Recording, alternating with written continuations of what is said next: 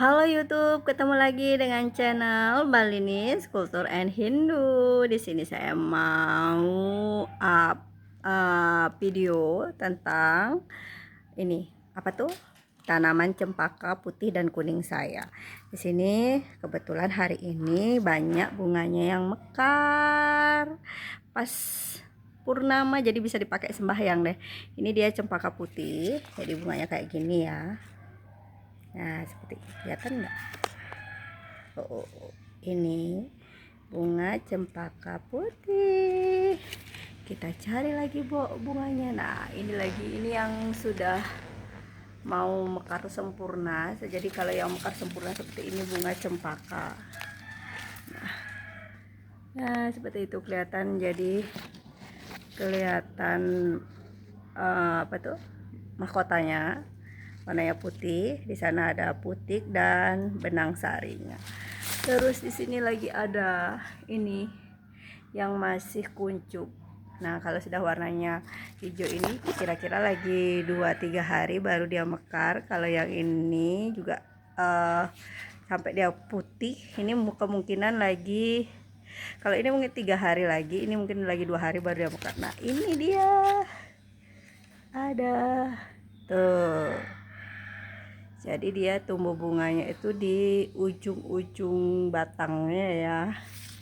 Itu ini kebetulan lagi banyak. Kemarin kan saya kasih dia ke kena matahari langsung, mungkin di sekitar sini tuh agak panas, jadi lama sekali dia tidak berbunga lagi. Tapi setelah saya pindah ke yang agak redup, mulailah dia tumbuh. Nah, pohon cempaka saya itu setinggi ini seperti setinggi itu aja. Tuh, di sini ada 2 ya, ada 3. Saya punya pohon cempaka itu cempaka bangko. Ada apa tidak ya bunganya? Coba kita lihat di sini yang kuning. Kebetulan yang kuning juga nih mulai tumbuh. Kuntum-kuntum bunganya lumayan banyak. Itu lagi. Yuk, kita menanam bunga cempaka. Ini harum banget ya. Mana dia ini? Nah, ini kuntum bunganya, mungkin kelihatan. Di sini banyak lagi bunganya. Itu yang paling atas sebentar. Karena kecil jadi gampang jadinya nyarinya ya. Nah, ini itu bunga cempakanya. Ini dia pohon cempaka saya. Nah, ini ada lagi tuh bunganya.